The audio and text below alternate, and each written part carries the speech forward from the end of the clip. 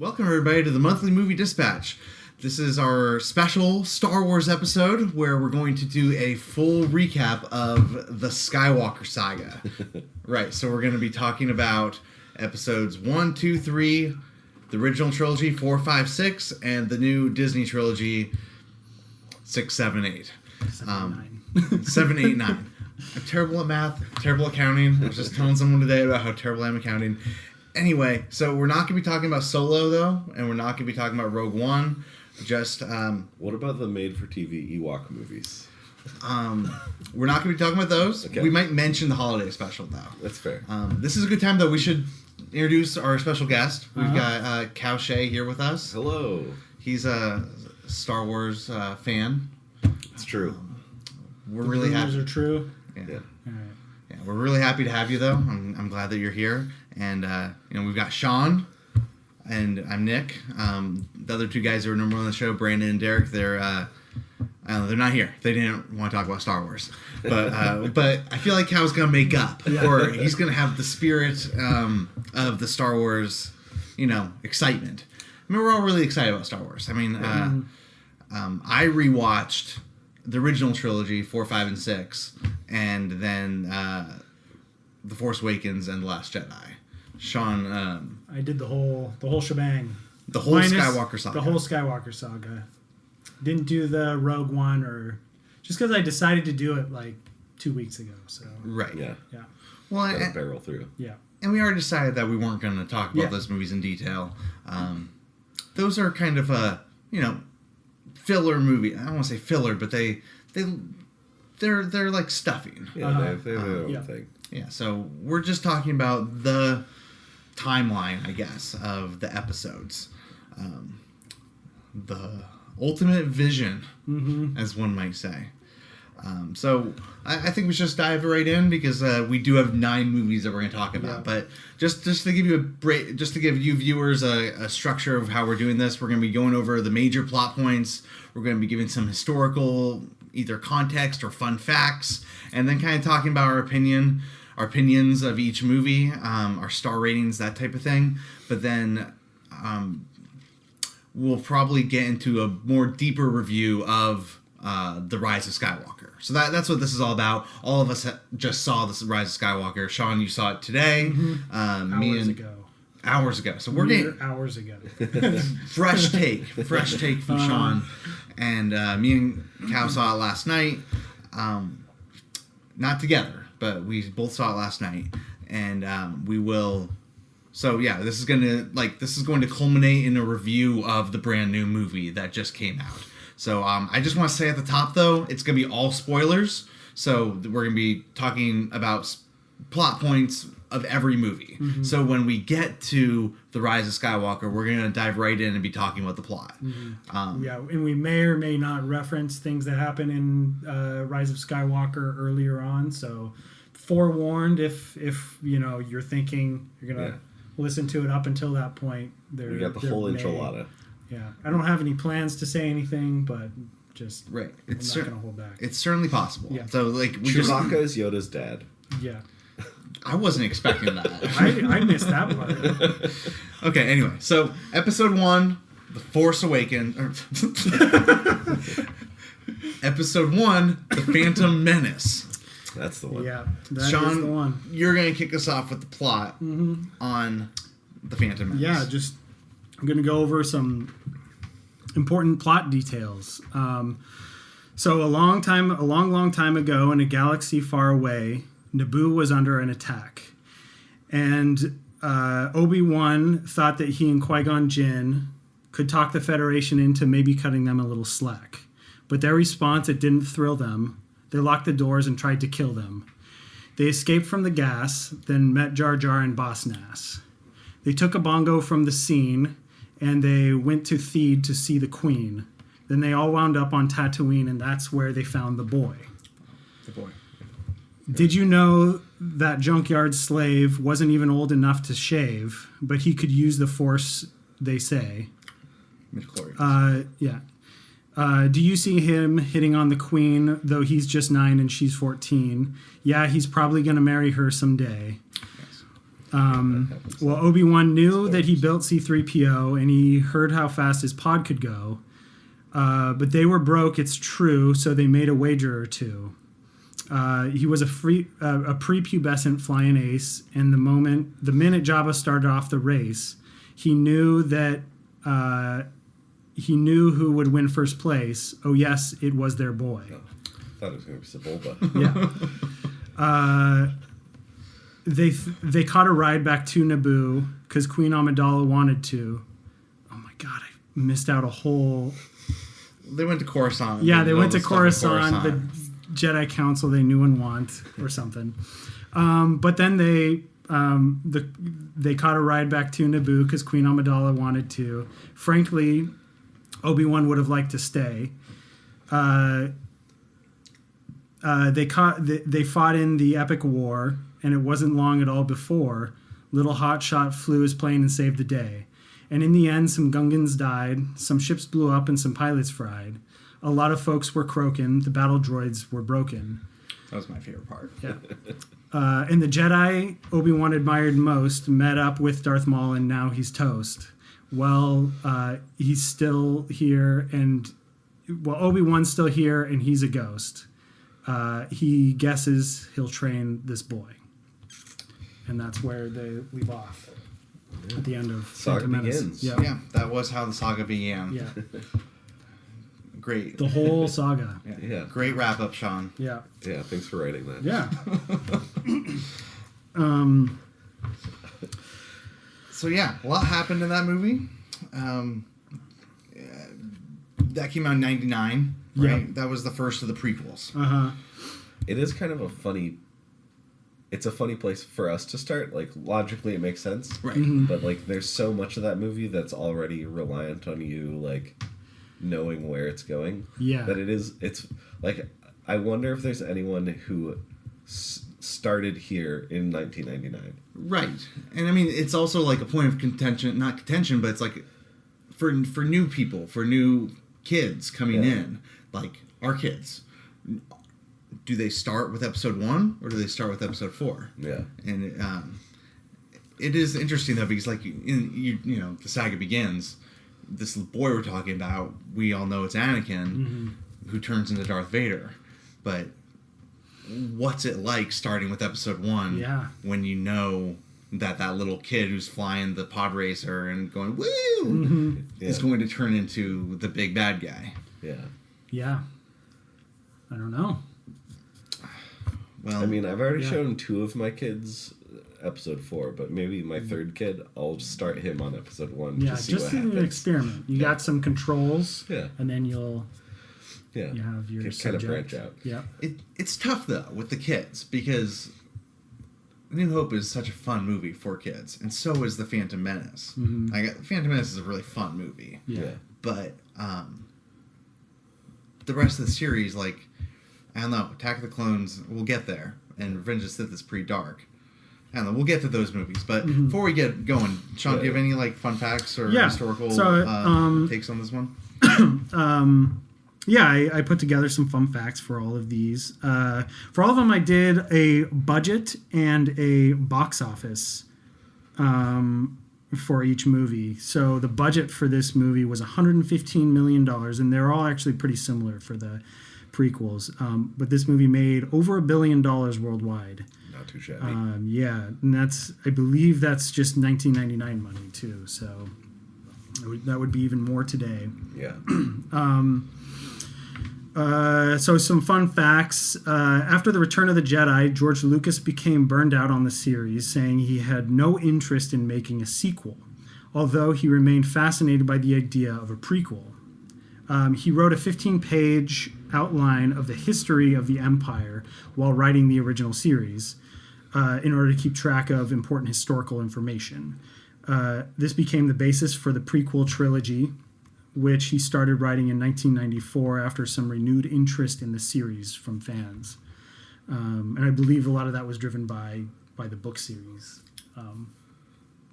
which I don't remember the name of or who wrote it, but there's a book series that came out. The Heir to the Empire ones? I think so, yeah. Timothy Zahn. Yep, that's the one. George Lucas approached Ron Howard, Steven Spielberg, and Robert Zemeckis to direct The Phantom Menace, but they all declined, feeling that George Lucas should be the one to direct it, and they were all daunted by the project because we wanted to do it. They were all working on much more boring. Yeah. Yeah. That's pretty funny. I mean, like, real quick, I didn't know that. That's pretty interesting. And, like, thinking back to 2001, it's like, I'm pretty sure Spielberg did AI around that time. Yeah. Ron Howard, turns out he did a Star Wars movie, like, nowadays. Oh, yeah. He did That's Solo. right. And, like, I kind of feel like, I don't know, Ron Howard's, he's like a good film director. You know, he's that guy. I don't think Phantom Menace would have been that much different, you know, if Ron Howard did it. It is, I do wonder. And Zemeckis, too, like, where was he at in Was 2001? he in his CG phase? Like, I mean, in 2001 or yeah, 99? or 99. 99. Oh, I mean, sorry, movies I got that the came numbers out in 2001. Oh, yeah, but yeah, like Polar Express and Polar Express wasn't until like 2005, though, Okay. I think. Or 4. 2004 is when Okay. Polar Express came out. Good pull. So I don't know Yeah, what...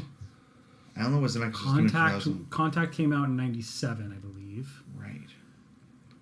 So, I mean, yeah, and Forrest Gump was earlier than that. 96 or something. I Yeah, feel I don't like... know. Maybe he had a break. He was working on technology or You know what he was did? it- You know what came out in 2000, actually? Castaway. Yeah, Castaway. Yeah. It was either Castaway or What Lies Beneath. Yeah, Oh, yeah. they Yeah. came out back to back. Zemeckis is kind of a weird director. Yeah, he is. Like, There's these weird Well, phases. all those guys are, like, even then were, like, kind of established guys. Right, They're all of the same absolutely. generation. Yeah. And also, I kind of forgot that, like, Ron Howard and George Lucas go way back. Mm-hmm. Oh, yeah. Like American Graffiti, all that. right. But it still is really funny to imagine George Lucas being like, all right, so here's my idea for, like, The Phantom Menace. You guys want to do that? Like, it seems weird Yeah. for him to do that now. I mean, I as I found out, he kind of did that for all the movies. Yeah, he Like- definitely did that with Empire yeah. and Return of the Jedi. But those Yeah. those guys seem more like hired guns. I mean, like, I know Yeah, Irvin he ended up Kershner's, like, with just kind of hired guns, but he tried to get other directors to do it. I mean, I think he tried to get Spielberg to direct which that other- makes sense. Yeah. Well, what happened was, with Empire Strikes Back, at least, or maybe it was Return of the Jedi, but he left the Directors Guild. Yeah. Because he got into a fight with the head honchos because he put the credits at the end of the movie. Yeah. And so he was like, well, screw you guys. If Yeah. you don't want me to put direct credits where I want to put the credits, like, I'm just going to leave the Directors Guild. Yeah. But then because he left the Directors Guild, he wasn't allowed to hire any Yeah. director who I was in think- the guild. I think Spielberg, Spielberg. could have directed. I think it was Return of the Jedi. Yeah. If that whole beef didn't happen, I think he was forbidden to. Right. I mean, we're talking about historical facts for Yeah. movies that are coming up. Yeah. Yeah. But it is just funny to think about, like, what would the prequels would they have been drastically different if I if think any on of those some guys directors made it would have been for sure, especially if they signed on for all three. Right. Some Yeah. maybe probably not. Yeah. I feel like all three of those guys are interesting choices because they already have relationships with Lucas. So it probably would have been pretty close because they would have been working close together. That being said, like, what are you guys' general thoughts about the Phantom Menace? I feel like I went through the, like,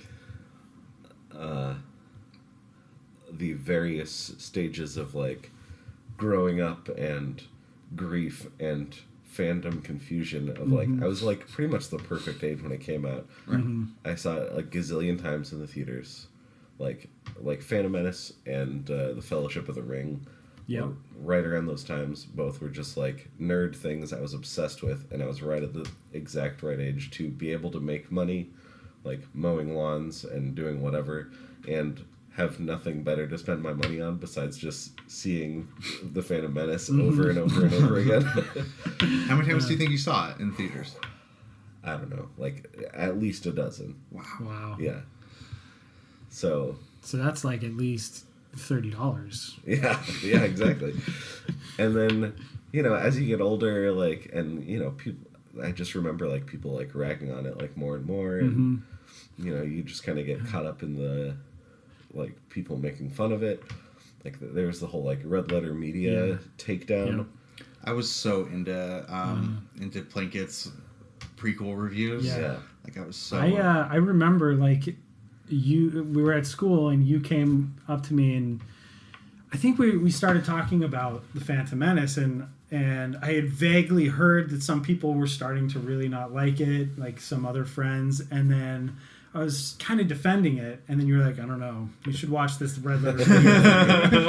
And then I watched it, I was like, oh, yeah, there's a lot of problems. Yeah. And it just like, and to be honest, that's a really great, I stand by that Red Letter Media thing. Like, it's a really good, like, teaching thing for script writing. And if it wasn't for like all the like story stuff that that Plinkett has going on, where he's like killing hookers and doing gross things in his basement, like you could like show that to a class and be like, here is film criticism. Like here is a way to read a movie and be critical of it. I mean, that being said, I do really enjoy the Phantom Menace. I think it's a really fun movie. Like I said before, it's silly, and Jar Jar's dumb, but like the pod racing scene is really fun. The lightsaber fight at the end is pretty exciting. It's one of the best lightsaber scenes that there are. There's like a handful of like really memorable moments with that movie. That was kind of the third stage, is like watching it again as an adult and being like, oh man, this is the worst one. This was the one that like ruined everyone's childhood. And I'm like, it's actually pretty fun. Like it's pretty melodramatic. It has a bunch of like goofy stuff in it. But overall, like, I think it's a totally fine Star Wars movie. I would definitely prefer to watch that over any of the other prequels. It's the other ones are kind of boring, but this one, it kind of moves. I don't want to dig into like the problems that we have with it. Like really watch Red Letter Media. And go watch Plinkett's review. It's super fun. And hate the movie, but there's not a whole lot we could add to the criticisms of those movies. Like when that pod racing scene started, I was just laying right here on the couch, and like just the sound effects are so good, and like each pod has a different like look and sound to it, and I like sat up in my chair and I'm like, oh man, this is really cool. So that was really cool. And then again when Duel of the Fates pops on, I was like, oh shit, here we go. There's a lot of like the sort of thing that I hate about prequels, where it's just like for no reason it's just injecting stuff that you recognize just to be like, this will come back later. But I feel like it's partially that, but when it's not doing that, it's like it's really cooking. Like it comes up with a lot of really fun stuff also. Like the super like shiny chrome of all of the Naboo ships, all the whole like pod racing culture. As I'm saying it, like both of those things, I'm like, oh, those are both just car things, because George Lucas is a big car guy. That just occurred to me right now. He actually just wanted to be a race car driver when he was growing up. Like that was his first dream, was he wanted to be a race car driver. Wow. And he's like, well, if I can't do that, I'll make American movies about space guys driving space cars. The pod racing scene was really just him like making a race car movie. Oh, that's great.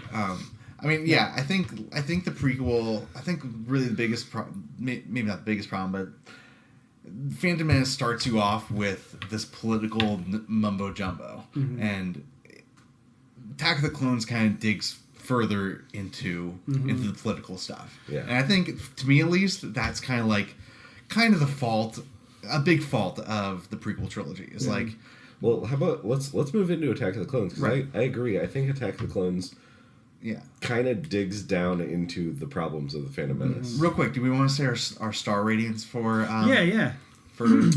for these? I would say probably like on the Star Wars scale, I'd say Phantom Menace is like, I don't know, 3.5. Okay, I gave it a 3. I gave it a 2, not on a Star Wars scale, but on a movie scale. On a general movie scale, I legitimately can't tell you. That's partially that's going to be part of my whole bag. Is like, it's hard for me to be like, well, if I just was not thinking of this in the context of this thing that I've been excited about for my entire life. Yeah. Right. It's so hard for me I mean, to like. I think we could say like. I mean, we could plug Letterboxd right now and be like, "Hey, we're all on Letterboxd. You should you should follow us on Letterboxd. It's an awesome movie site. Totally. Everyone who likes movies should be on Letterboxd." Yeah. But like, we do star ratings on Letterboxd. Like me and Sean do them pretty much for every movie, but you kind of don't do star ratings a lot. Yeah. So that's I kind like of part of I your like this shtick. more. I like the conversation. So. Yeah. But so I mean, I'm gonna ask you your star rating for each one, but Sure, and I'll try and comply as best as I can. but you're on the Star Wars scale. Yeah. Sean's on the Movie scale. movie scale, and my scale doesn't really exist, but we're all having a good time. Yeah, totally. So Attack of the Clones, real quick, I'm gonna go over some of the plot points. Obi-Wan and Anakin are hired to be bodyguards of Padme after multiple assassination attempts are made due to her political advisement to create an army to help the Jedi fight against Count Dooku and the Separatist movement. Obi-Wan investigates the assassination attempts and discovers a secret clone army being created. Anakin and Padme hide out on her home planet Naboo. He confesses his love for her. Anakin then has nightmares about his mother on Tatooine. He goes to find her and discovers she has been kidnapped by Tusken Raiders. He tracks them down and kills all of them after she dies, even the little women and children, sand people. Obi-Wan tracks Jango Fett to Geonosis, the planet Geonosis, and discovers a separatist hangout with a secret droid army. Obi-Wan transmits his findings to the Jedi Council, who call for an emergency vote in Congress. The Jedi and the clone army then come to Geonosis and battle Count Dooku and the droid army. Big fight ensues. Count Dooku escapes, and then Padme and Anakin marry in secret. So that basically is what happens in Attack of the Clones. Yeah. Sean, do you have any fun facts about historical stuff? Yeah, I'll just jump into the fun facts and then we can talk about. So again, it had a budget of $115 million.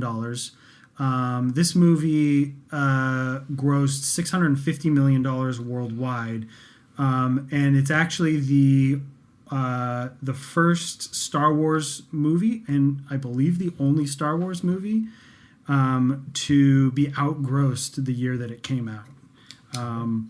Really? By The Lord of the Rings, The Two Towers, Harry Potter, and I played a prank on myself by just putting the letters. Chamber of Secrets. Yeah, Chamber of COS, Chamber of Secrets, and then Spider-Man. So it was outgrossed by all three of those movies. Wow.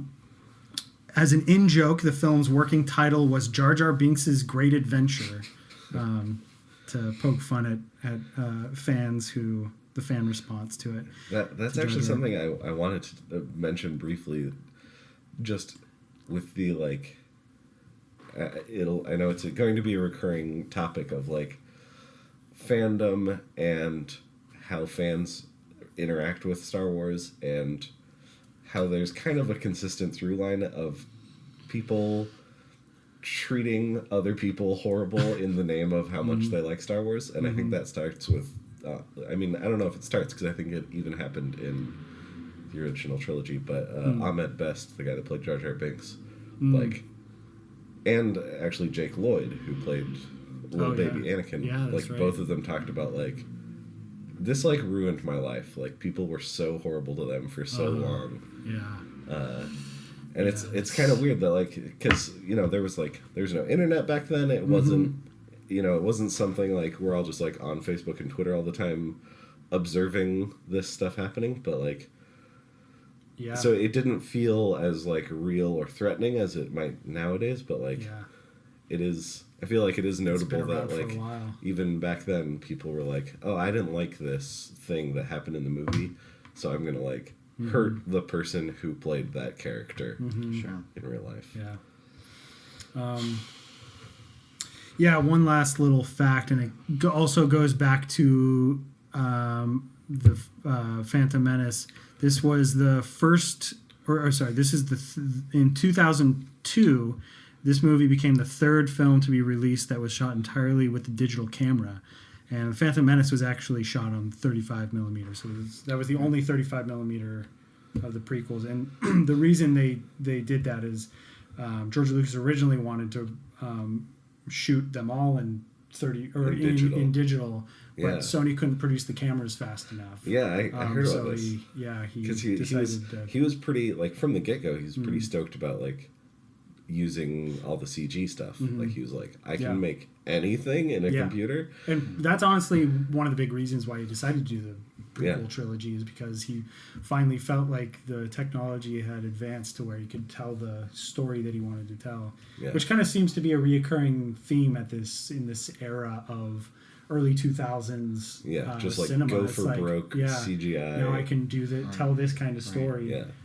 And it also led into it when he re-released the special edition versions of the original trilogy. Totally. Where he was like, oh, finally I can have the vision I wanted to. And he, like, re-released them with, like... Started tweaking things. Yeah, animals in the background and all sorts of stuff. That's all pretty interesting stuff. So, yeah, I don't know. I'll say right up front, I think Attack of the Clones is the worst Star Wars movie. Mm-hmm. Agreed. When I first saw The Force Awakens, Episode 7, when that was coming out, me and my buddy did the slasher cut. No, what do you call it? The machete. The machete cut of the movies. So, like, we have Star Wars Day. We watched them all in one day, but we did the order where you do episodes 4 and 5, and then you go back to 2 and 3, and then you go to 6. So the point is, like, you see Darth Vader's whole story. Yeah. But we got done with 2, and I was like, I don't know if I'm ever gonna watch this movie again. Yeah. Like, it was, I thought it was so boring. Mm-hmm. It was just like they were talking the whole movie, and they kept going. Going to different places, and talking to different people, and I didn't know why anything was happening. And really, like, when we just went over the plot, not in detail, but I feel like if we really dug into the detail of the movie, motivations and why things are happening don't really make sense at all. And a lot of them are just left open, like who ordered the clone army, or who put in the order for the clone army, and who got rid of. I think it was Palpatine controlling everything, but I think he's like the master plan, but the name that they give of who put in the order, like, that person was dead. Yeah. So, like, we don't know who that was, and we don't know who, like, deleted the planet from the archives. I guess you can just assume it's Palpatine. But they say, like, it had to have been a Jedi to delete that. And actually, in my research, I discovered that there was a whole plot line that was removed from the script that answered a lot of those questions. So that's really kind of why maybe a lot of those things don't add up. But yeah, at the end of the day, like, it kind of stacks up that there's a huge conspiracy of these, like, two armies, the droid army and the clone army, that are, like, fighting over society. But both armies and society are all controlled by the same guy. Yeah. Right. Yeah. Like, so he's already, like, the president of the universe, and he's secretly controlling the droid army, and he secretly ordered the clone army. Yeah. It's all very muddled, and it's just like, it's just, it's because we need to have a clone war. Yeah, because that's what Alec Guinness said. Yeah. My take on this really is the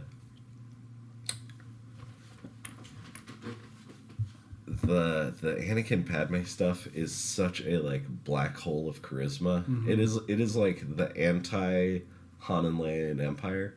Where, like, in Empire they're kind of not doing anything, but you are enjoying, like, seeing them hang out and fight and seeing the sparks fly. And this is, like, the opposite. Like, they don't... they're not doing anything. They don't have any, like, sappy and friction or spark. They're just together in the same place. And the place just is talking pretty. about stuff. And then just all that stuff, every time it cuts back to them, it's just such a drag. But I think all the Obi-Wan stuff is pretty great. Yeah, I was actually gonna say, like, it's the Obi-Wan stuff is kind of a detective. Yeah. Like, I don't know, like maybe influenced by noir. Totally, that's what I was gonna say. Yeah, like, you know, he goes to like the diner and talks to the guy in the know, totally. and you know, he's like sneaking around these big corporations, like kind of undercover, and you know, there's like this mysterious guy with a jetpack that's trying to fight him, and like all that stuff to me is like. Is really fun, really engaging. Ewan McGregor's a blast to watch. He seems like he's having a blast doing this movie, and then like eventually when his like that all of that kind of like rolls back in with everyone else, and then it's like, all right, now just a big 45-minute fight about nothing in particular. End of movie. Right. I think Ewan McGregor's the best. Maybe not the best, but he's one of the best parts about the prequels. Yeah. He's really good in all of them. That and John Williams. Yeah. Right. John Williams is that easily goes without saying. Yeah. Also, just again to like touch on the lives that have been ruined by Star Wars. I think Hayden Christensen is another guy that like he just really got the short end of the stick, and like he's still like referred to as like a pretty terrible actor. But honestly, he's like keeping up just fine with Natalie Portman, who has salvaged her career and like totally grown way beyond it and is recognized as a great actor. He never got that second chance. Yeah. But he's great in a few other things. Yeah. But I think this just cut him off at the knees, like professionally. I heard. Did either of you see Life as a House? I've seen that. Isn't that the good. movie where he's really good in? He's good in that movie. I think he's in a Bryan Singer movie. Apt Pupil. Oh, Is that I haven't seen that. The one that I saw where I was like, oh shit, this guy is super great. He's in a movie called Shattered Glass about a real life guy who was like faking news stories, you know, and like publishing them in a newspaper. And he's completely fascinating, and it's a really great performance. And I think he just never gets a shot to do anything interesting in this whole movie. Like he's just standing around saying his emotions out loud. Yeah. And that's not really his fault. I don't think any of these actors have a whole lot of blame. And I love even in the Slash film interview with Ryan Johnson with the whole, I don't remember her name, but Rose stuff that was going on. He said, you know, why are you attacking her? I'm the one who wrote the character. I'm the one who, you know, told her to act the way she did. Come at me. Yeah, you know? Right. Totally. It's like, And chemistry, I love that you compared it to Han and Leia because, I mean, they naturally had it. And like I just watched a documentary about behind the scenes of the original trilogy, and they did a lot of hanging out. Like the core group of actors in that movie, they were just hang out a lot and goof around. Like apparently they drove George Lucas crazy because they would do pranks on each other and him all the time. Yeah. And like he would get really annoyed with them. But like they genuinely like spent a lot of time and liked each other. But they're also like on a real set, you know? I can't help but wonder like with all the CG, being on green screens and having terrible dialogue and maybe not being friends outside. Yeah. No chemistry. Like out on location in the desert or like in, I don't know, all the places they shot in studio. Yeah, that gets kind of intense, and you have to cut loose with your cast. So, I don't know. I don't think we need to spend too much time on this movie, but I don't know. Where are you guys at with your star ratings? Yeah, I gave it a 1.5. Yeah, I'd probably be around there, maybe 2 on the Star Wars scale. Like, again, like the Obi-Wan stuff salvages it a lot for me, but like that's really like a third of the movie. Yeah, exactly. Maybe, it's like it's not a whole lot of the movie. I like that you're saying this though. I know I just said that I'll never watch again, but since I've watched this movie, Attack of the Clones, I've gone really into film noirs. Yeah. Like, you know, in the last 3 years, I've watched like 50 film noirs. Yeah. And so just hearing that, like, oh, he goes on a film noir type adventure. Just watch like the first 45 minutes. And then maybe skip to the fight scenes just to, you know, see if Count Dooku, like, he's got that cool lightsaber with the handle that swirls, you know. Or something. Oh, yeah, we see Yoda use a lightsaber for the first time in this. That was a big moment. Yep. Which know like if it works, I but totally it was the best thing that ever happened to me when it came out. Yeah. And yeah, now I loved all now that. I'm way more like, is that all the Force is good for? Maybe Yeah. good at stabbing people. Yeah. Right. Like I like nowadays, like I'd be okay never seeing like I would have been okay as never seen Yoda with a lightsaber. Mm-hmm. Yeah. But like we have historical like foresight, Yeah. and if he had never touched a lightsaber, we'd all be begging for him to touch a lightsaber. Yeah, So that's that's true. true. Okay, so let's move on to episode 3, Revenge of the Sith. This came out in 2005, I think. And, Sure. So just going to go over some plot points for it. Again, we're just going over the big plot points, not getting caught up in too much detail. But Anakin and Obi-Wan rescue Palpatine, and then Anakin kills Count Dooku under Palpatine's orders. This was kind of muddy because like Count Dooku was surprised because he was actually working for Palpatine. So he's like, why you want to kill me, bro? But anyway, so then they go back to Coruscant, and Padme reveals that she's pregnant. Obi-Wan then tracks down General Grievous and fights him in an effort to end the Separatist movement. Anakin then begins to have dreams about Padme dying in childbirth and becomes desperate about it, especially what happened to his mom. Palpatine reveals he is a Sith and encourages Anakin to join him because he says he could save her from dying.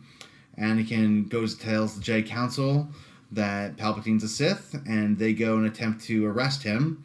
Palpatine then fights the Jedi, and Anakin joins him, and they kill Mace Windu and the rest of the Jedi Council. Palpatine then enacts Order 66 and kills all the Jedi, and then orders Anakin to attack the Jedi Temple, which he does, and he kills all the younglings. Anakin then meets Padme on the planet Mustafar, but Obi-Wan had snuck aboard the ship. Anakin then believes that Padme had betrayed him, and he force chokes her. Obi-Wan and Anakin have a showdown after that, and Obi-Wan defeats Anakin and leaves him lying in... Crispy. Yeah, he's all burnt up and stuff. Padme then dies in childbirth after delivering twins. We were talking about this off air. It's unclear whether she dies from, the force choking or premature birth or of a broken heart or something mystical. Yeah. Mm-hmm. It's not super clear, but it's maybe a mixture of those 4 things. Yeah. It's pretty abrupt overall. Mm-hmm. She dies. Yeah. And then Palpatine rescues Anakin and turns him into Darth Vader. Yeah. Yeah. He poses. No. So yeah. This was a financial success. This movie was a huge deal when it came out. Mm-hmm. Yeah. Sean, you wrote it had a budget of 113 million and it grossed 848 million dollars, Yeah. which is a huge gross. And Gross. Gross. But it was really big at the time because it was supposed to be like the first real truly dark Star Wars movie. And like it was fairly well received even from critics. Right. I think it holds like a 80% Rotten Tomatoes or something. And, Yeah. Right. it was pretty generally well received. People liked it. Absolutely. And like the darker tones and the more adult themes. it was rated PG-13. Yeah. It was the first PG-13 Star Wars that's movie. right. And I feel like the political stuff kind of pays off in this one, Mm-hmm. finally. Like, you see a bunch...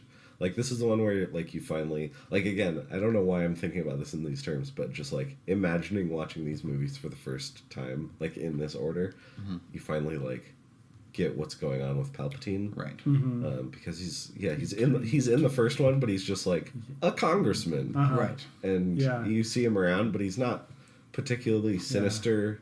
And He ends up gaining power, but he, and you know something's going on with him. Yeah. And, but it's finally, you see this whole, like, oh, it was this, it's almost like a false flag thing where he's like, he goads the Jedi into trying to stop him from being like an evil wizard in control of everything. Yeah. And then the Jedi trying to stop him is what, like, the leverage he needs to convince everyone that the Jedi Which actually is based on a few that happened a few times in history. I think like with Napoleon and a couple other people throughout history that was based on some assassination attempts that kind of launched them into really taking over the countries as the supreme leader. Yeah, totally. So it's kind of interesting in that way too, that it's a little bit the story of like his ascension too, and now now that the other movies have come out and we sort of see a little more of that story, it's interesting looking back at his story and like I wonder at what point did he become like super involved with this insane like death cult. Because he's hypothetically from Naboo, and again, like he's not a particularly interesting or powerful character when you first meet him, Right. but even then he's already like involved with all this stuff. Well, yeah, and if we're gonna like skip ahead, we don't need to go too far ahead, but like bloodline is important in these movies, and like, so was he born with incredible force powers, and just one day he was like, well, I'm a Sith, I'm super evil because I got so much power, like right, like because he's not a corrupted Jedi. He was never a Jedi. Right, he was pure Sith. So I don't know, it's just interesting looking back on these stories now. Like, oh no, is there going to be a Palpatine prequel movie? I mean, probably. Let's hope so. Starring Robert Pattinson as Palpatine. Maybe. I just sold it. Okay, so like we said, this movie was well received when it first came out. People liked how dark it was. Watching it now, what do you guys think? Sean, you just watched it. I think a lot of the reason why the movie doesn't work is in part due to the fact that the previous movies didn't set up. This movie heavily relies on certain elements set up to have already been set up, but the previous movies don't do a good job of setting those up. They don't do a good job of setting up the characters for their ultimate arcs. They don't do a good job of establishing like the political landscape and how that transitions,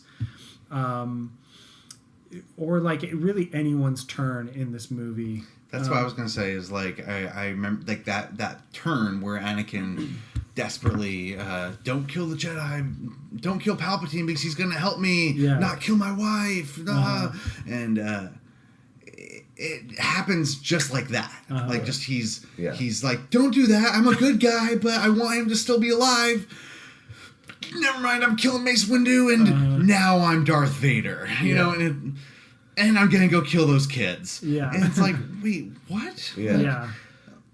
And also, like, part of the difficulty with the prequels in general is I feel like they don't really have a main character. Like, it's a little bit Anakin and a little bit Obi-Wan and kind of just filling in the blanks for the original series. But I think the thing that Revenge of the Sith does well is the whole opening sequence where they are like flying around in space. You see Anakin being, the greatest fighter pilot of all time, which was like his reputation. And you see him and Obi-Wan working together a little bit, but you never really get a sense of their like friendship or brotherhood or their relationship, really. You see them just sort of like trading jokes a little bit and like talking about things that they've done. But and like I like that whole sequence because that feels like sort of those old adventure serials where it's like like skin of your teeth, jumping in a spaceship, you gotta escape, save the senator, the whole thing. But they really never set up like Anakin's kind of a bummer and kind of a scumbag the whole time.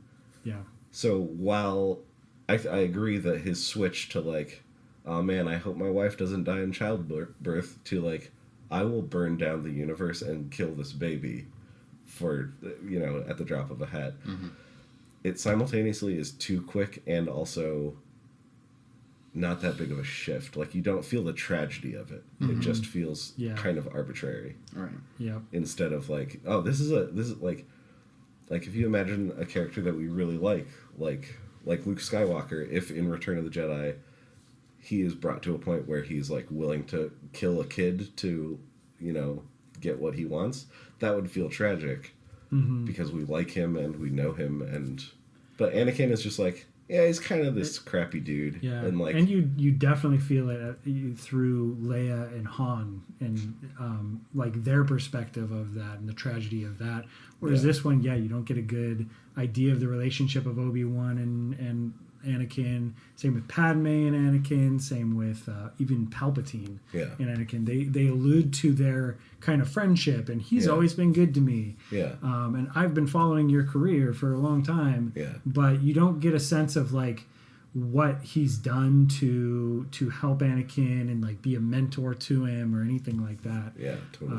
And then same with, I guess, Padme. They do spend a lot of time in Attack of the Clones between those two characters, but you never get a sense of. Well, we just talked about the chemistry wasn't there, and he's talking about sand, and all of us are like, oh God, and then it's still pretty, but like they don't have chemistry in Revenge of the Sith either. Yeah, like definitely. when they first start talking, I remember that scene so clearly because how bad it was. Where they like their first scene in Revenge of the Sith, and they're talking about what love is. Oh, so that means you die for love, and it's like what who talks like this? Yeah, and I get these sort of like grand Shakespearean melodramatic vibes they're going for, but I think it just doesn't have the gravitas that it needs to. Yeah, definitely. Like I think the only time where you really feel it, because that's the other thing, is again Obi-Wan, the best character in all of this. He's just off doing his own thing, and again, he's really fun to watch. He's really engaging. Yeah. But like he's just like out of town the whole time Anakin's having an existential crisis and murdering children, and then he comes back and he's like, ah, man, my best friend murdered all these kids. I'll go talk to him. Yeah. And then like that turns into like their whole fight and conversation and like this like display of like fear and aggression and like attempted friendship and eventual hatred.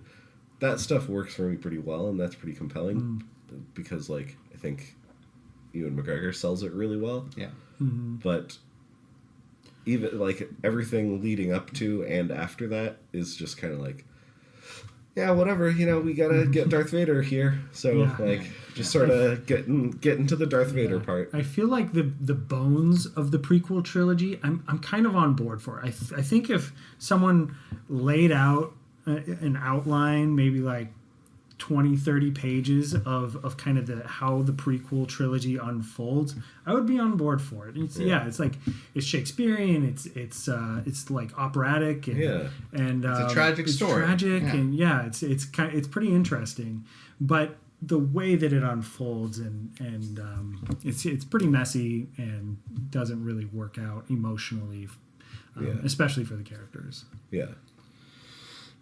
Yep, I agree. So, yeah, that's a good point, though. Someone should make a video about... I think someone did that with The Matrix earlier this year, about, like, making the Matrix sequels good. They should do that with making some... Just lay out what could have been. Yeah. But, anyway, so... Well, I'm confused by that, because the Matrix sequels are good. That's a different podcast. Yeah. Totally. Okay, so, I mean, what would be your star rating on this one, Sean? This one, I actually put that back up to a 2, even though I prefer Phantom Menace. Phantom Menace is just a little bit above this one, but definitely better than... I'm kind of in the same range. I'd say this is like 2.5, 3 stars for me. Like, it's like Attack of the Clones is like pretty painful to watch. This one's like pretty fun and engaging a lot of the time, even though it doesn't stick most of its emotional beats. I'm still... I think the last time I watched it, I was pretty on board with it, even while I was like, that doesn't work. That doesn't work. Yeah. See, I feel the opposite a little bit. Like, I think back to it now, and I think about Obi-Wan, like, his big speech, You were supposed to be the chosen one, and like That's that's one good. of the few things that kind of worked for me. Yeah, no, I like that. Like, yeah. I think back to that, and I'm like, oh yeah, that was really cool. But I remember last time I watched it, like on TV, there was like last time I saw it was on like a TBS like marathon, and I watched like most of it. Yeah. And I remember just being like, man, everyone's just talking in this movie. Mm-hmm. They're just talking so much. So poorly.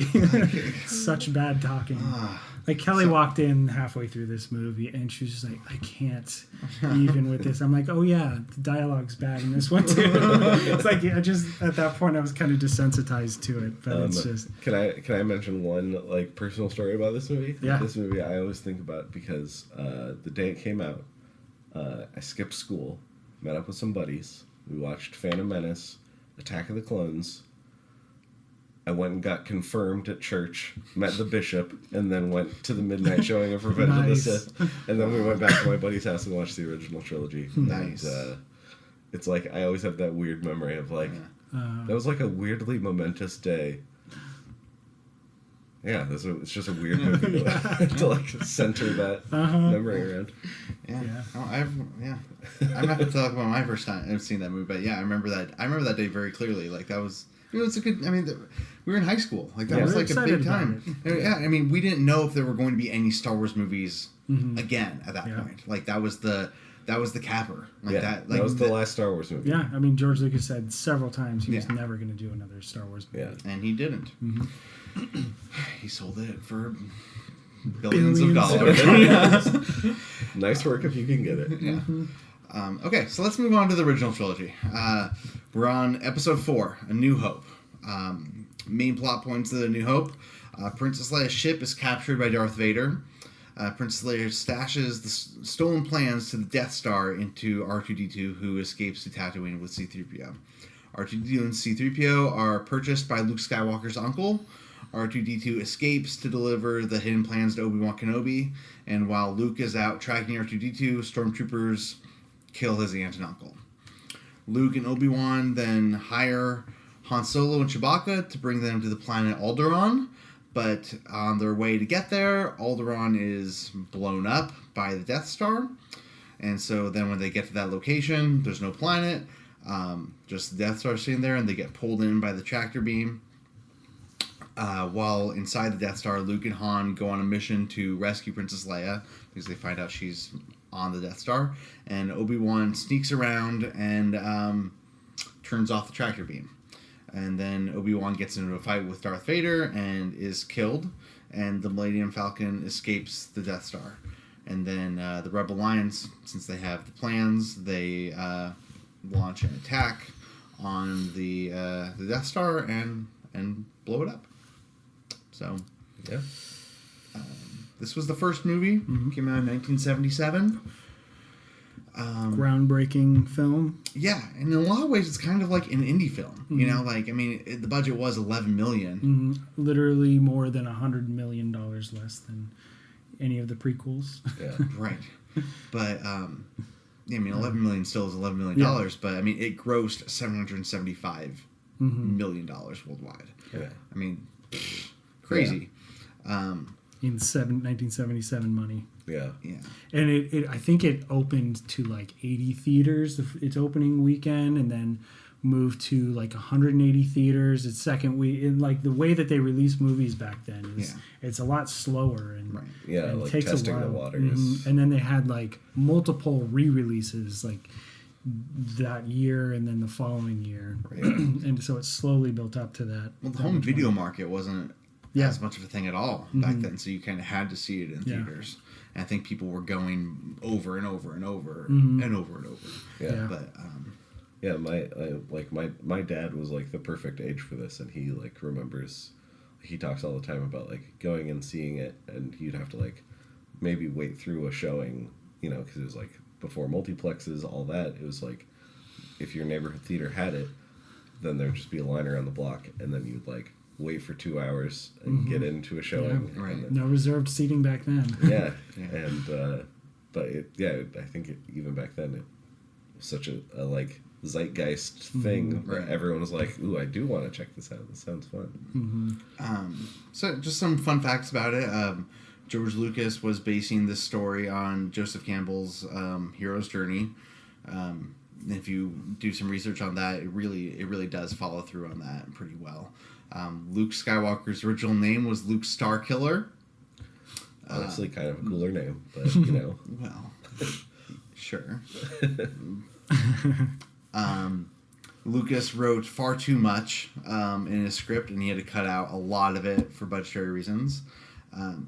Harrison Ford initially wasn't allowed to audition because Lucas only wanted actors he hadn't worked with before, and Harrison Ford was in American Graffiti, so he called up Harrison Ford to come in and just read lines for auditions, but he was so good at reading the lines, he just ended up casting him. I've heard that he was like, he was working as a carpenter during that time. Okay. Like he wasn't actively acting. Right. And so I think that was part of why George Lucas was like, all right, like come on in, you know. You can read whatever. Yeah. And then Mark Hamill got the part because there's a lot of really silly lines in this movie, and apparently he just read the script with such like genuine, like earnest feeling behind it that it was like, oh, he gets it, even though he's like talking about womp rats and weird space stuff. Yeah. He read so well he read the silliness with such like seriousness that picked him up. Yeah.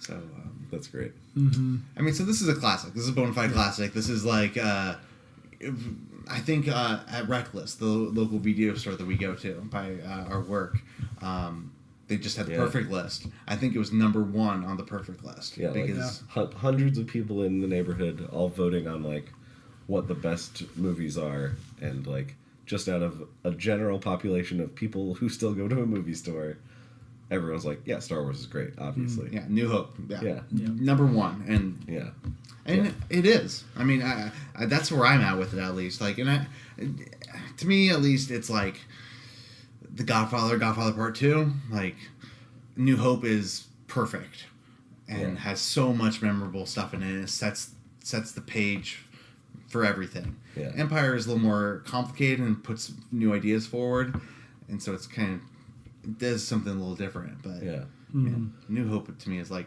basically a perfect movie. Yeah, totally. I legitimately think it is a nearly flawless script. The way that the story unfolds and the way that each step logically leads to the next thing that happens, which leads to the next thing, and it's just like this ever expanding and growing like world that is introduced to you, and it's just so brilliantly and cleverly and elegantly written. It kind of comes together in an interesting way too, because you don't really know what's happening. Like as a viewer, you're just kind of thrown into this. The movie starts off just there's this little ship, and then there's a bigger ship chasing it, which is a brilliant piece of filmmaking. And shows you everything you need to know about the dynamic between the rebels and and then Darth Vader comes out, and you know he's a bad guy, but you don't know what's happening. Then droids go to this desert planet, you don't know what's happening, and like it's still like, again, in like the continuity of these movies, that like that's still true. Like we end.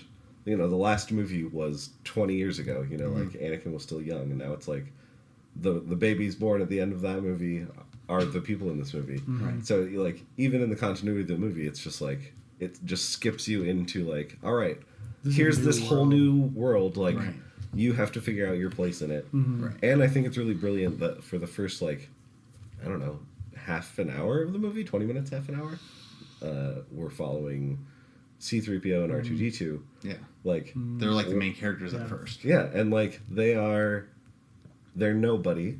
They're non-human. One of them is non-verbal, and the other one doesn't want anything to do with like the cool stuff that's happening. Right. Yeah. And like it's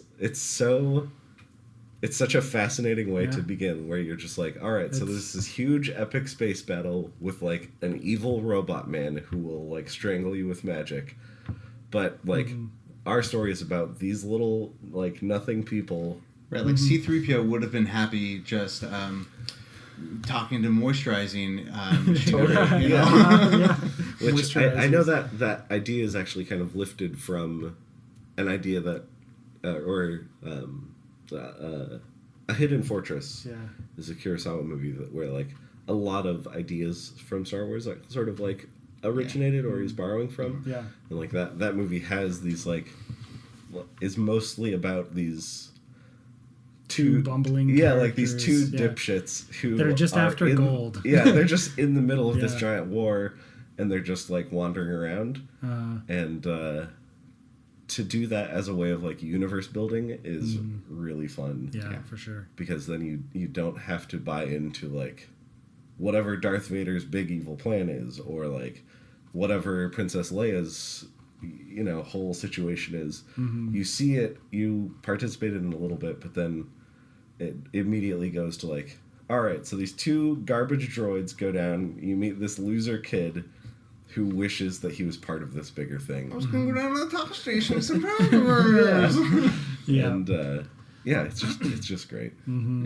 I feel like in general, part of the brilliance of the movie is its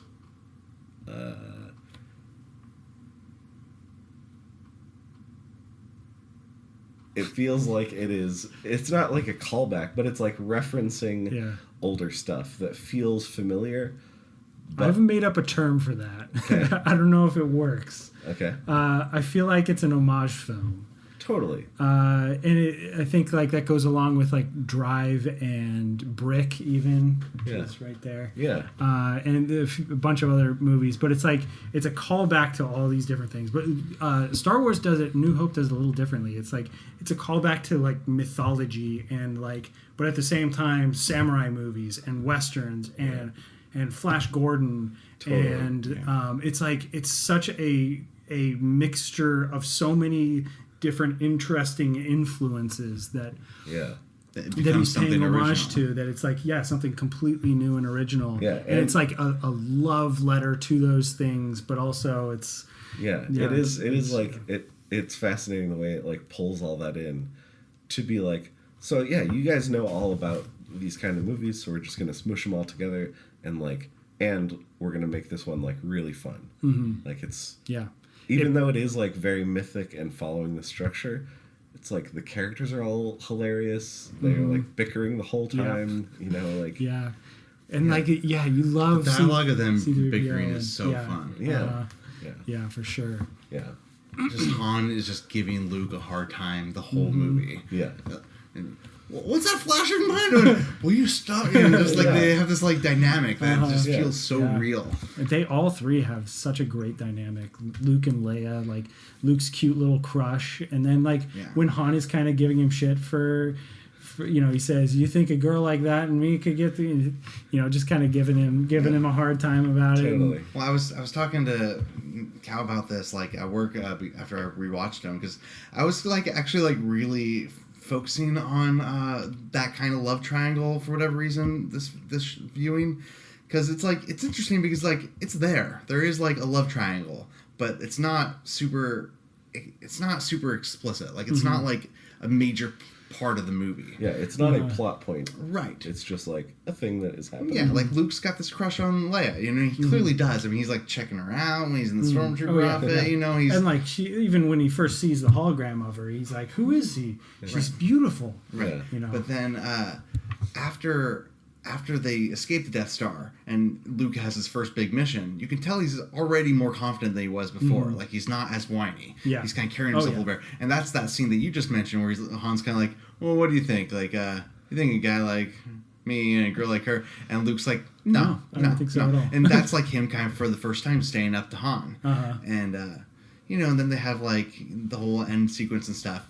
But I was telling Matthew that in that final scene where they get the medals and they all walk down, Luke's got this like big goofy smile on his face, and he's looking at Leia, and they look at each other. But I feel like already in that moment, Luke's over the crush. Like he doesn't really care about it that much anymore. He's just so happy to be getting the medal, and that's where his focus is. And then he's like part of the bigger universe. And then she looks at Han, and Han, I mean, maybe I'm just reading into it, but Han kind of gives her a look. Han's kind of like, I'm kind of, he's kind of like, I'm into you, actually. you're beautiful, I'm cool, like I'm kind of into you. And she kind of no sells it, like she's kind of like, she kind of looks back at Luke and they move on. But yeah, I don't know. Me and Kelly actually kind of had a bit of a disagreement about that. When I was watching it this time, I really didn't read any of their Han and Leia butting heads as sexual tension, and I wonder if that's like from people who read into that, and maybe it's intentional, like them butting heads and ribbing each other. Like you get that as sexual tension from this long history of filmmaking. It's kind of a very typical romance movie and book thing, where they start out kind of rubbing each other the wrong way, but then start falling in love with each other. Right. Yeah. But I really rubbing each other the right way. Yeah. Exactly. But I didn't actually get any of that this time watching it. I thought it was genuine. A genuine kind of annoyance with each other and dislike of each other. Yeah. That grew into, a friendship for sure. Yeah. But yeah, I thought there was a lot more. Obviously there is more, but I thought the Luke and Leia thing was the dominant kind of love interest of the movie. I mean, I'm kind of with you up to a point. I honestly think that Han wasn't thinking about her as anything other than money. For most of the movie, and then I honestly think he got like challenged by Luke a little bit, like when Luke like made that like statement, kind of shut him down, stood up to him for the first time. I think he kind of like he thought about Leia differently in that moment, and I don't know. And then I'm just saying, then Empire starts out. I don't know, we're kind of jumping ahead a little bit here, but Empire starts out, and Luke and Leia, it's not even a thing anymore. And Han immediately... There is one kiss. Right. At the beginning. But that kiss, though, was more about Han and Leia than it was about Luke definitely. And Leia. Yeah. And, like Han immediately starts playing the, like, hurt bad boy character, like, okay, bye, Leia. And he, like, storms off. She's like, Han, you're leaving? You want to just say goodbye to me, Like, you weren't gonna, but you want to, Like, you want me to stay, just say, man. It's like... He's so into it at that point. And for sure. Yeah. And I don't know. I loved that. I loved that transition. Like I thought that was done really well. And man, the romance just builds in such a natural way. Yeah. The other thing I think that New Hope does really an interesting thing with sort of again with like the wider world is. Even though they end up participating in this wider world, you still get the sense you're only seeing a small part of it. Like the Death Star is a like existential threat to the galaxy, but also they like are just barely finished testing it, and it's it is now a through line with the prequels where there's like implications of like, oh, we're building this new thing, oh, we're improving this weapon, and that ends up being.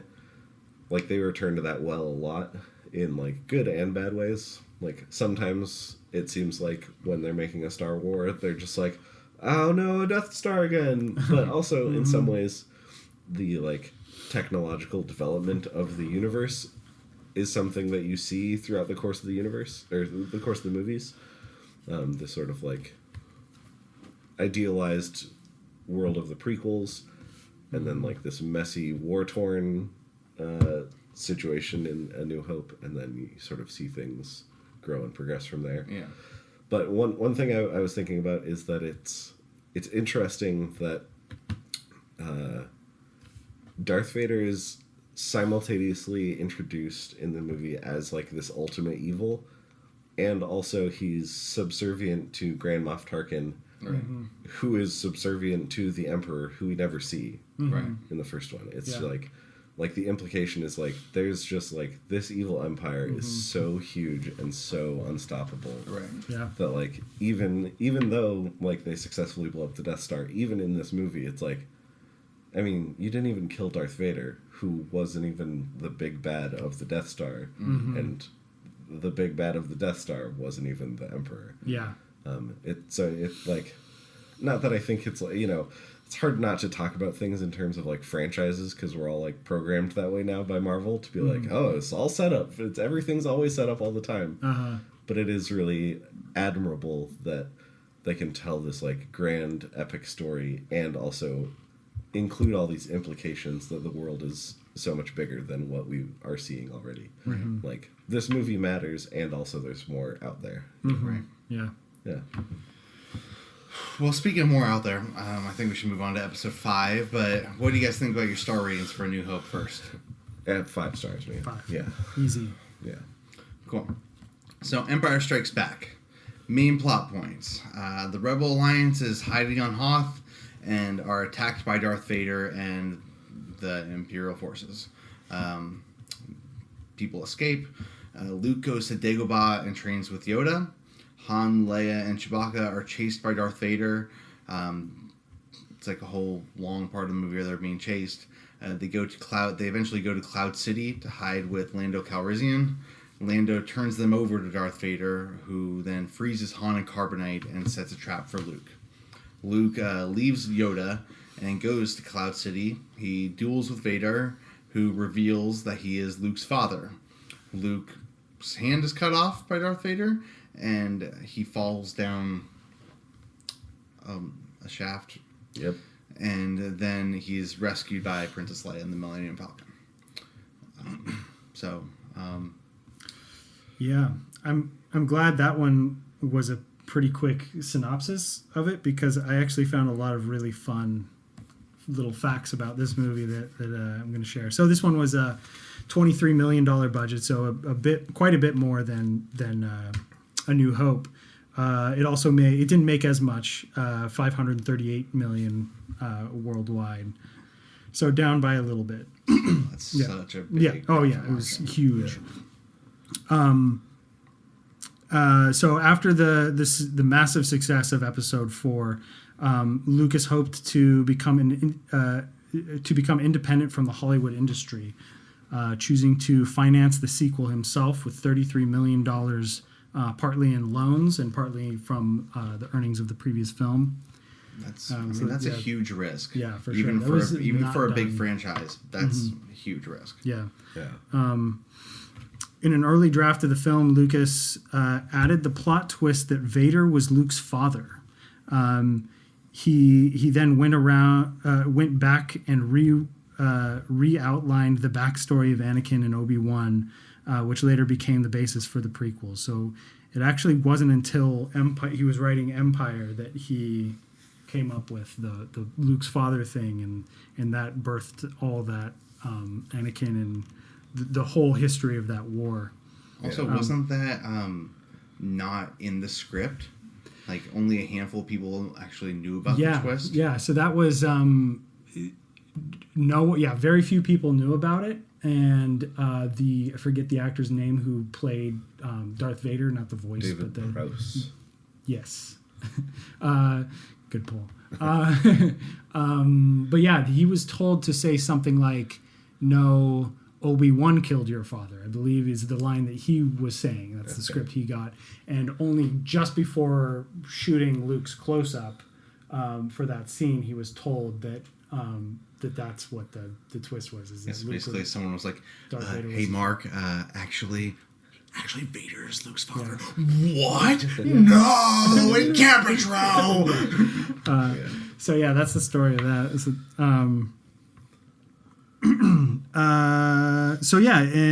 With the new backstory, Lucas decided to change the title of Empire Strikes Back from the second film in the series to the fifth film in the series, designating it Episode 5. So that's when he started actually naming the movies and coming up with this being the middle trilogy of a 3-part trilogy. Okay. Han Solo was also written out of the ending of Empire Strikes Back by freezing him in carbonite due to the fact that Harrison Ford had only signed a 2-picture deal on the project, as opposed to Mark Hamill and Carrie Fisher signing a 3-picture deal. So they were questioning whether they were going to get Harrison Ford back for the third one. So they had to kind of write him out. Come out at this point? Yeah, I believe that was the thing. It was the first one came out, and he... Well, I guess I'm not sure when they signed the 2-picture deal versus the 3-picture deal. Sure. So I don't know if that really played a role in that. But Star Wars came out before Jones, though, right? It was, Yes. Yeah, So definitely. First Star Wars? Yeah. yeah. So it was like A New Hope, and then Return, Raiders of the Lost Ark, and then Empire Strikes Back. Yeah, I believe so. What a time period. Yeah. Not to bring like modern baggage into it, but I've seen some complaints already about like the Disney trilogy, like the strange like back and forth of like one writer and director plans the first movie, a completely different one does the second movie. There is some like push and pull of like, oh, who's driving this car? Yeah. So it's kind of funny to like, that's kind of the way it's always been. Like the prequel trilogies were something that he stewed on and planned out meticulously. Yeah, and actually like multiple people like, and it's interesting because a lot of especially this one, someone else wrote the initial draft, and George Lucas was kind of like, no, I don't like that. Yeah. And then he took it back himself, and I think the same thing happened with Return of the Jedi. Like there were multiple people writing different drafts, and then he just like wasn't happy with it, so he took back control. But yeah, just the idea that like we think of Empire as like that's the one that where like things get blown wide open and like, oh man, Luke Skywalker is really Darth Vader's kid. Mm-hmm. But really, like, if that's an idea he had like halfway through writing this, like, oh man, wouldn't that be messed up if Yeah. And like, it's like set in stone now, it's something we all know. But like he was flying by the seat of his pants back then too. Right. That it's and he was like just trying to find the most compelling story. It's really interesting. And creativity strikes. Yeah. Now the fun ones. While filming in Norway for the Hoth sequences, they encountered the worst winter storm in 50 years. Temperatures dropped to below 20 degrees below zero. Wow. And they got 18 feet of snow. On occasion, the crew was unable to exit their hotel, and they achieved the shot involving Luke's exit from the Wampa Cave by opening the hotel's doors and filming Mark Hamill running out into the snow while the crew remained warm inside. So you're saying that they actually did cut open tauntauns and sleep inside them to stay warm? Yes. Okay. The film received mixed reviews when it was released. One New York Times critic saying, "It is nice and inoffensive, and in a way that no one associated with it need be ashamed of it. It is also silly." Yeah, I mean, all the Star Wars movies are kind of silly. Yeah. It's like something that needs to be remembered that we are talking about a silly space movie. Yeah. I do think this one, more than any other ones, this is the one that is like to blame for people wanting Star Wars movies to have gravitas, which like, not that that's a bad thing, but like the first one is pretty silly all the way through.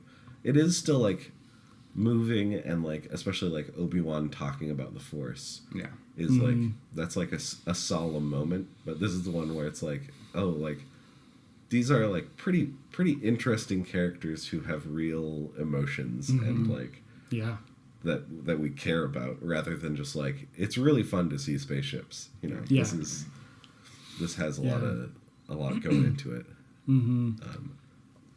But yeah, still a little silly, still a little hammy sometimes, Right. But still a ton of fun. I like the split up and the two adventures happening simultaneously. Obviously, Yoda brings so much to the table with the mythology of the movies, and I like how the timeline isn't clear with how long they're spending, like how long they've been chased, how long they're hanging out at Cloud City, how long Luke's at Dagobah. Like it all kind of feels like a montage a little bit or something, but in a good way. Like Empire could take place over a weekend or over 6 months. I have no idea. Right. But it feels natural though. Yeah. Like Totally. where other movies feel like montages in a bad way. Yeah. This movie feels like, time passes. It doesn't really matter how long exactly. Yeah. Yeah. You're totally right. Yoda is such an interesting character. And it's so, like, I mean, talk about, like, subverting expectations, that, like, Luke shows up expecting like a great Jedi Master, and then it's just this weird frog who is like deliberately messing with him for It's a so super funny. long time. Right. Yeah. Even though like from the get-go, Yoda knows what's going on. Yeah. But he's It's just so like, good. And then like when he makes that turn of like, no, he's not ready. yeah, And then Luke realizes who he is. That moment is just so brilliant. And Yeah. and like I was so young when I saw it. I never got to really experience that. I've always, as far as I can remember, I've always known Yoda was the Jedi Master. But Right, like yeah. that's such a fun little twist that if you're not expecting it, I can imagine that'd be, yeah. He's just out at Such a great he's just revelation. in Yoda's like little hut, hitting his head on the ceiling, complaining, I just want to find Yoda. Where's he at? And then all of a sudden Obi-Wan's voice comes on. Yeah. Like Yeah. he's not patient, and it's like, whoa. Yeah. Yeah. Big twist there. But then that's not even the biggest twist in the movie, but So and then in like movie again, like whole continuity, Yoda's actually it's kind of a bummer to think about Yoda because he is so fun and interesting in this movie, and then in almost all the rest, he's like, he does feel like a more stereotypical wise old man. right.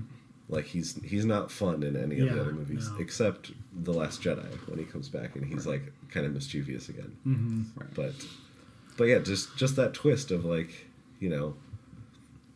that he's like a fun weird guy leads into, like, could have led into some really interesting stuff that I actually feel like the series kind of leaves on the table, like when in Return of the Jedi, like when Luke becomes a full-blown Jedi, he also kind of becomes a little more boring. Like he's a little more stoic and less full of life. And I like in this movie that like part of the lesson is like, no, you don't have to be like serious and like and it plays with expectations. And I feel like that's kind of a thread that gets dropped by the series as a whole of like, no, like, participating in this like interesting magical thing doesn't mean you have to be like a boring religious guy. You can still be a strange, fascinating Muppet, and they just kind of leave that aside.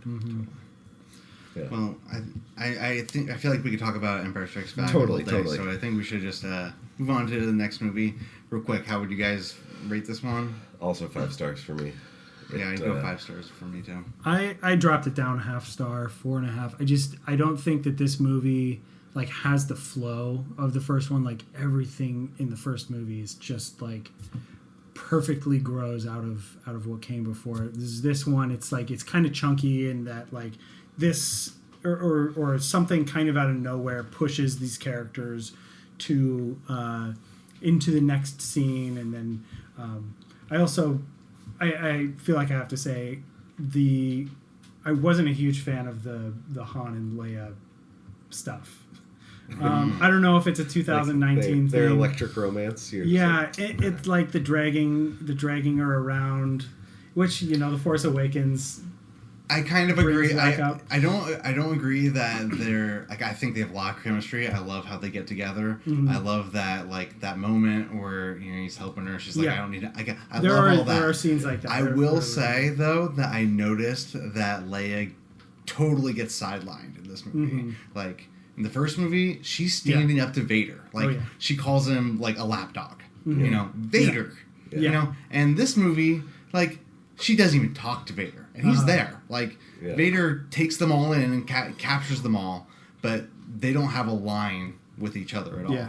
And it's kind of like, what happened to our badass? Like I still think she's a badass in this movie. She's yelling at everyone else, especially when she like her and Chewie kind of escape, and Chewie's like choking out Lando, and then she kind of takes control of the story. But up until that point, she's just like kind of there being drug around by Han, and then they're like their chemistry thing is kind of all she's there for.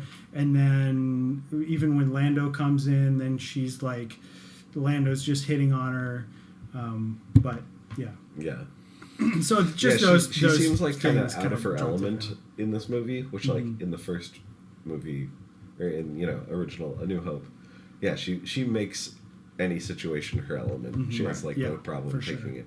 Yeah. And in this one, she's just like, where are we going now? Like who's this guy? Yeah. Oh, what are we doing? Yeah. So I can see that. But yeah. Okay, so Return of the Jedi, Episode 6. Luke, Leia, Chewbacca, and Lando rescue Han from Jabba's palace. Luke returns to visit Yoda. Yoda dies, but first explains that Leia is his sister. The rebels then discuss their mission to destroy the new Death Star that is still under construction. Han and Leia are set to lead a mission to Endor to destroy the shield generator for the Death Star, while Lando plans to lead the attack to the Death Star after they disable the shield. Luke confronts Vader and attempts to bring him to the light side. Vader brings him to the Emperor, who attempts to convert him to the dark side.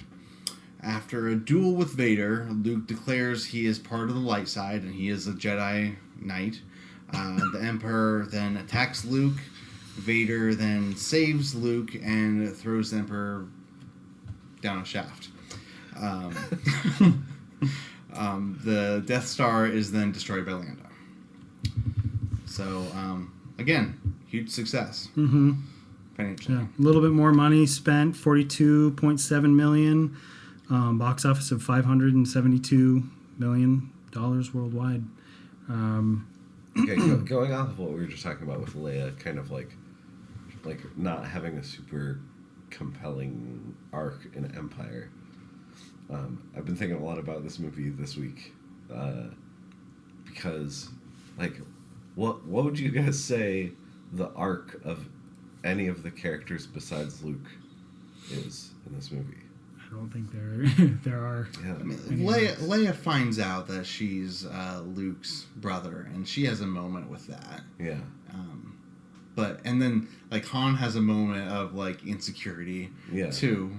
I don't think these are arcs. I think they're character moments. Yeah, totally. And I really love that moment when like Han kind of gets mad about Luke, because it's kind of like a callback to this like love triangle that doesn't really exist anymore. But I mean, it kind of goes, if we want to believe my theory earlier about how Han's whole thing for Leia was projected because of Luke. Yeah. He gets pretty like, oh, you could tell Luke over there though, huh? And he gets kind of like offended about it, and then later on, Han's like, you love Luke, don't you? And she's like, yeah, I do. And he's like, all right, I'll just get out of your way. I'll just go over there when he comes back. And she's like, no, dude, he's my brother. Yeah. Which, oh, cool. Oh, yay. Yeah. It's just something. It's something I've been thinking a lot about in general. Is like the Star Wars movies. I think a lot of them are compelling to watch and nailing what they're trying to do. And a lot of the time, that's not necessarily telling a story. Or an emotionally involving story. Like Luke definitely has an arc in Return of the Jedi, but a lot of the other characters are just like taking care of business, and like they still have conversations and moments and everything, but like Han and Leia and Lando are all like fundamentally the same people at the beginning of the movie and the end, but they've just like done the thing they wanted to do, Right. Which it's just kind of a funny thing, which I this is probably the least compelling original trilogy movie to me. I think kind of for that reason. I think it's kind of universally seen that way. Yeah. I think it's the funnest of maybe all Star Wars movies. Yeah. I have just a blast watching this movie. Yeah. Like, I'm just like, I love the set pieces. Yeah. I love Jabba's palace. Like that. I mean, and like, it's one of those things where like, yeah, Luke's plan, not a great plan. Yeah. And let's explain it beat by beat. I know Sean would love to sit here and talk about Luke's plan for 25 minutes and then like rescuing him from Jabba. And then how it's insane. Right, and how it just doesn't make any sense. But like, yeah. I love watching it though. Like, totally. I love the way it comes together. Like, it's super fun to me. And like, Ewoks, I don't care. Super fun. Like, Yeah. they're cute. They kick ass. Yeah. I don't care. They're fun. Yeah. And like also like the stormtroopers costumes in those scenes are really fun. Like I don't know. I just have a blast with this movie. Yeah. I think it's one of the funnest Star Wars movies. But yeah, it's not like compelling on the same level as the other ones, and it also has like logic problems that the other ones have. And here, this is another thing that I want to bring up. Again, it's sort of the like wider context of knowing everything that happens in Star Wars now. In the same way we were talking about like making Vader Luke's father in Empire, just like, oh man, that would be cool. I think he's basically just trying to do the same thing again, but it does actually contradict like what we know about Leia. Like I think she talks about her parents on Alderaan. Yeah, she does. She says like she's adopted. That's legit. That's her family. Right. But it is totally just like rewriting the history that was already there to like, no, you're twins separated at birth. Right. Yeah. And one of you kept your family name and one of you didn't for some reason. Right. And I guess it makes sense because like he was taken back to his family on Tatooine and raised by his own family who presumably have the name like, Skywalker. They make that work in the prequels. But looking at it now with like other family revelations that have come out in the future movies, where it's like, that's actually not kind of the opposite of what was already established, but whatever. And it, again, this is like something that like we know and love, and I think Luke and Leia are interesting and fun as siblings at the end of the day. But also there's like a part of me that bumps on that now of like, why are you making everyone related? Like, you're just it's one of those things. I forget. I watched something recently, and I don't remember where I saw it, but it was them talking about anytime you make those connections between things or places or people, it narrows the spectrum of the universe. Totally. It gets smaller. So Luke is Leia's brother, and okay, now the universe just got a little bit smaller. And, totally. And you bring back the Millennium Falcon in the Force Awakens, it gets just a little bit smaller. Yeah. And it just keeps narrowing, and you know, we can talk about the prequels and the sequels all day for in that context. But yeah, I do think Leia. I think this is kind of where Leia's it starts the first step, definitely, of like, what if everything is connected? It's like, no, this was fun when it was like there was a giant universe to explore, and like this. Yeah. Like this farmer got to go explore it, but instead of everything being connected. Having said that, one of my favorite things about Star Wars is its influence from mythology and cultures from all around the world and their mythologies. And like, to be honest, Zeus is fucking everyone's. I said that sentence very poorly, but Zeus is everyone's dad. Yeah. In Greek mythology. Totally. And everyone is related. If you have any impact on the world, on the larger world, you are a god. And so in mythologies all around the world, that's a very common thing. And so I think that's what he was going for with this. But then, like, in modern day, that kind of narrows the spectrum of the universe. Yeah. Again, it's not something I like hate. It's just, it's one of those things that nowadays, like looking back on it, it's like, that was a little ham-fisted, but I'm still on board. Yeah. Also, this brings back the Emperor again. Another like narrative through line that we see him again. So good. Yeah, really great performance by Ian McDiarmid. Is that his name? I think so. It's the same guy. Yeah, right? same guy through all of them. Pretty crazy, like honestly, because he looks super old in Return Even of the Jedi. in the new one? Is that him? Yeah. Yeah. Yeah, like in this one, in Return of the Jedi, what was that? 83? When does that come out? 84. 84. He looks like he's 140 years old. Right. And then 20 years later in the Phantom Menace, he looks 46. It's like, wait, what? And then in the newest movie, again, like 20 years later, he looks the same age he did in like Return of the Jedi. Like, obviously there's extenuating circumstances, but like he doesn't seem like an old man. Like, he doesn't seem like the actor is an old man playing this character in the new one. Yeah. So anyway, Ian McDiarmid's probably a vampire. Is my overall point. Yeah. Or a real Sith. Oh no. Probably. So yeah, I mean, I think if you didn't already gather, I'm not a huge fan of this movie, mainly because there's a lot of messy writing throughout, especially, and it's structured very strangely to me in that it's a almost 40-minute opening Jabba's palace sequence, and then the movie just starts over. It's like it's a new movie now. Okay, we did that thing, and now it's just a completely nothing in new Jabba's movie. palace is a setup for later. Yeah. It's all just it's all cold open. Yeah, and so that structuring is to me is pretty strange. And then even the Endor stuff, the whole second half of the movie is all just one giant battle, as you kind of said. It's not trying to tell a big arcing story. It's just this fun battle sequence, which I get, but I do think that all of that has its own problems. All the stuff on Endor, it suffers from the thing of the only reason why these characters are here doing this thing is because we as the audience care about these characters. Mm-hmm. There's no reason for Han to be leading this team of potentially like the equivalent of Navy SEALs.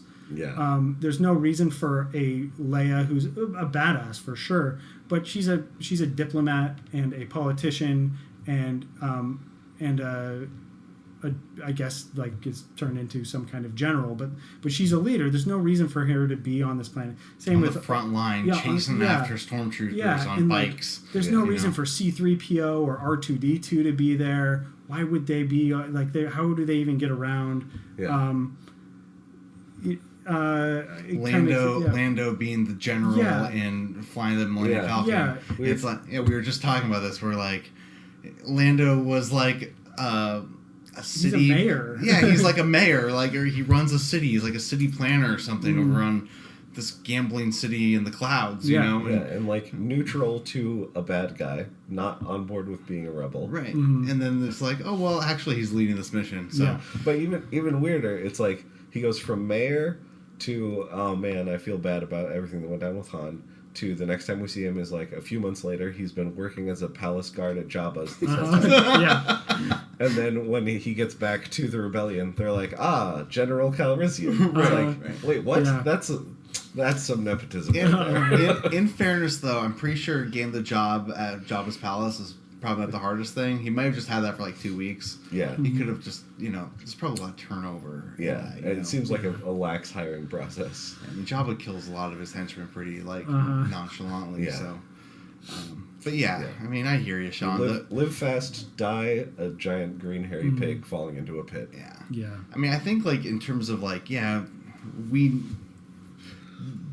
that is a movie thing.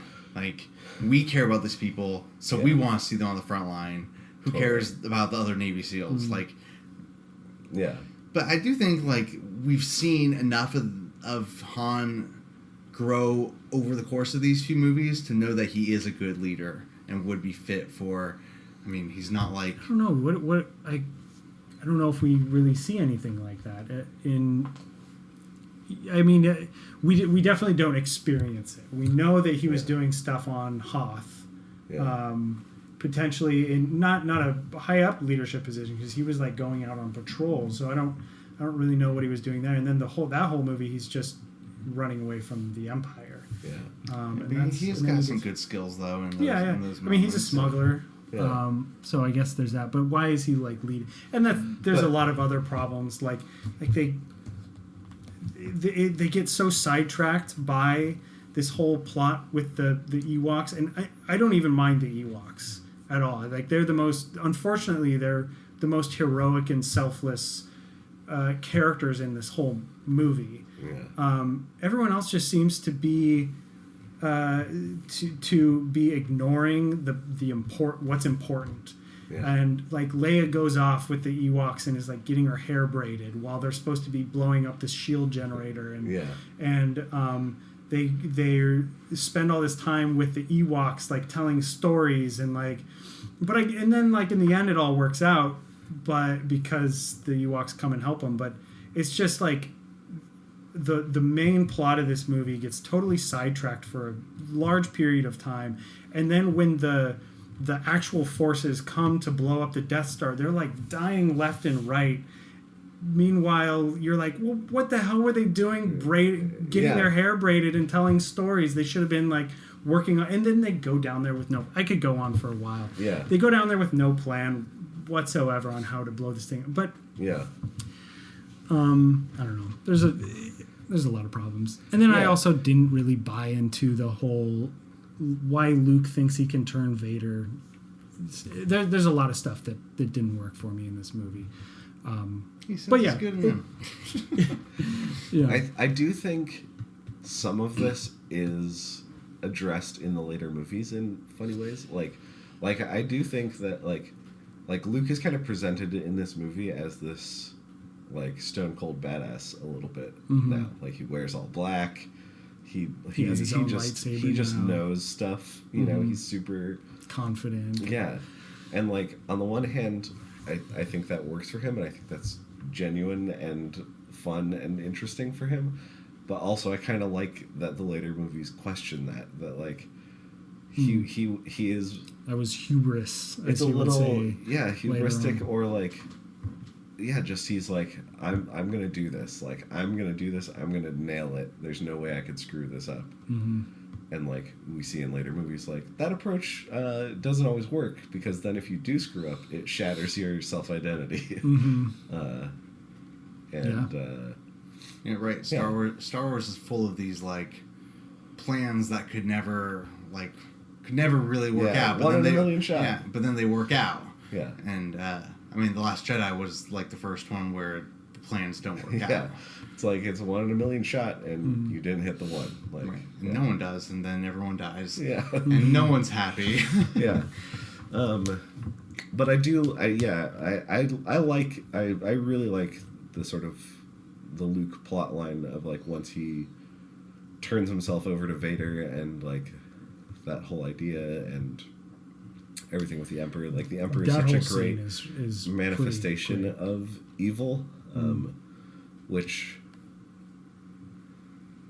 I think in some ways the prequels take away from his just like pure, like he's a pretty great just movie evil guy who like he is so committed to like the idea of hatred that he's like, absolutely, I would love it if you like got so full of hatred that you murdered me, because then you would be even more powerful and even there would be more hate in the world. Like that's it's kind of insane, but also it's just like that works in this universe that there's just a guy who like worships the idea of hatred. And I don't know, he's a great villain. I almost like wish I hadn't seen the transformation of him like from like just a regular senator or whatever to pure evil. Because I remember him as the senator. It would have been he was just fine. It's weird to imagine him like he probably had to do like a lot of like internships to get his position in Congress to like adjust some tax laws on Coruscant. Right, like who's his father that helped him get that job? You know? Yeah, and now he's just like, yes, like I hope these two people just murder each other in front of me and control the galaxy with hatred. And it's like many Star Wars things. It's like kind of over the top and hammy and melodramatic, and I love it. I'm eating it up. Well, should we move on? Talk about our star ratings? Okay, so Cal, where are you at with this one? I don't know. I'd say like 3 or 4 stars out of 5. I think it's like I still have a blast. It has so many iconic moments, but I think sort of the emotional connective tissue in large part is not there for me. So like I'd watch this literally the other night when I was sick. I watched like a really upsetting movie, and I like was talking with Nick about it, and he was like, why did you watch that upsetting movie? Watch something fun like Return of the Jedi. I was like, okay. And I watched Return of the Jedi that night because it's super fun. So I gave it a 2.5. I think ultimately it just didn't pay off for me. Didn't work. I give it 4.5. Yeah. I don't even care. I just love this movie. Like, I just one of those movies where I'm just like, yes, just put me in this world. Yeah. You know. So there's also, speaking of putting you in the world, there are a lot of fun world building moments, like in the way we were talking about before, of like the implication of a wider world, like when Mon Mothma, the general of the rebels, says like very seriously, like many Bothans died to bring us this information. Yeah. Like we don't know what Bothans are or how they died, but like it just like it spins out this whole other world of like, oh man, like there's a lot riding on this, even though I have no context for what was just said. Yeah, right. for sure. Yeah.